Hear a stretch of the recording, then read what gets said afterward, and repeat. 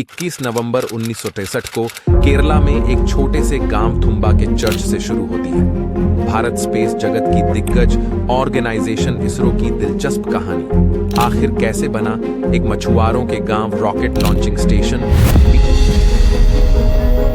20वीं सदी में दुनिया के दो सुपर पावर देश अमेरिका और सोवियत संघ के बीच अंतरिक्ष में पहले कदम रखने की वर्चस्व स्थापित करने की रेस लगी थी।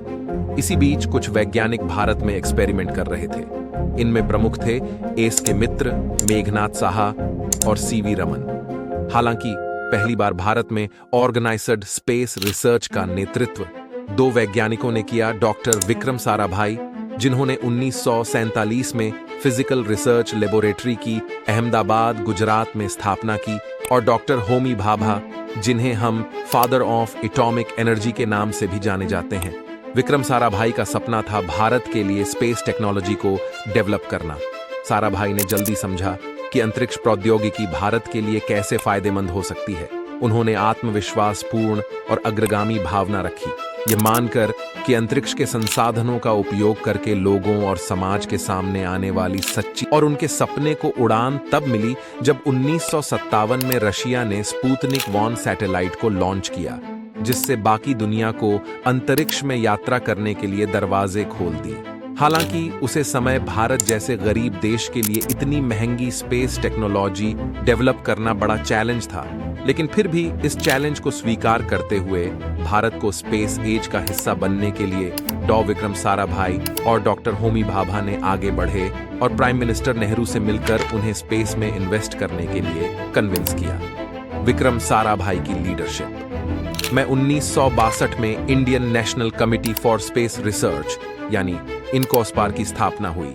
अमेरिकी निर्मित 2 चरण वाला साउंडिंग रॉकेट नाइक अपाच विक्रम साराभाई के प्रयासों से नासा ने भारत को देने का एग्रीमेंट साइन किया। अब इनकॉस्पार के पास एक बड़ा चैलेंज था, इस रॉकेट को सफलतापूर्वक लॉन्च करना था, जिसके लिए उन्हें एक रॉकेट लॉन्चिंग स्टेशन की आवश्यकता थी। इन्हीं की तलाश में डॉक्टर विक्रम साराभाई को तिरुवनंतपुरम केरला के एक छोटे से मछुआरों के गांव थुम्बा सेंट मैरी मैगडलीन की चर्च पहुंचे, जहां उन्होंने देखा कि यह जगह भूमध्य रेखा के पास है। इसके अलावा बड़े जल स्रोतों के पास होना सुरक्षात्मक कारणों के लिए फायदेमंद है। ये जगह लॉन्चिंग स्टेशन के लिए परफेक्ट थी।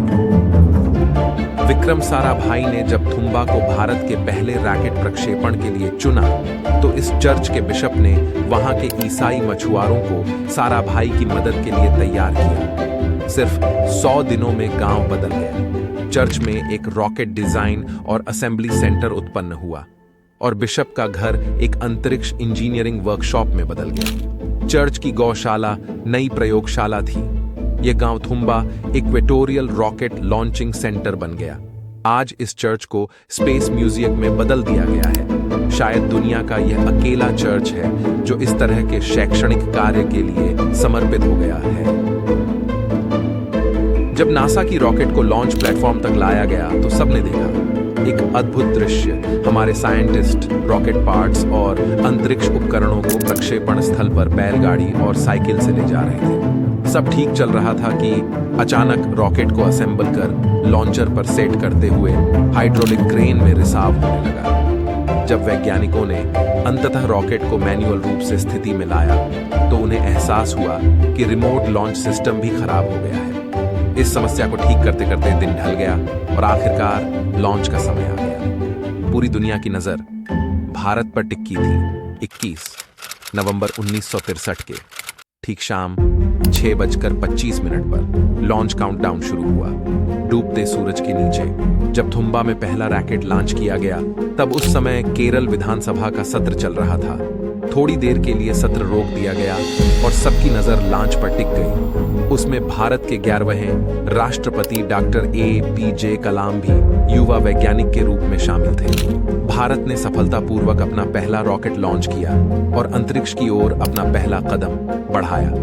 देश के 22वें इंडिपेंडेंस डे के अवसर पर 15 अगस्त 1969 में इनकॉस्पार को मिला नया रूप और जन्म हुआ इसरो का इंडियन स्पेस रिसर्च ऑर्गेनाइजेशन। एक ऐसी अनोखी ऑर्गेनाइजेशन जिसने चांद पर चंद्रयान भेज, सबसे पहले पानी भी खोजा और मंगल पर मंगलयान भेज बनाया।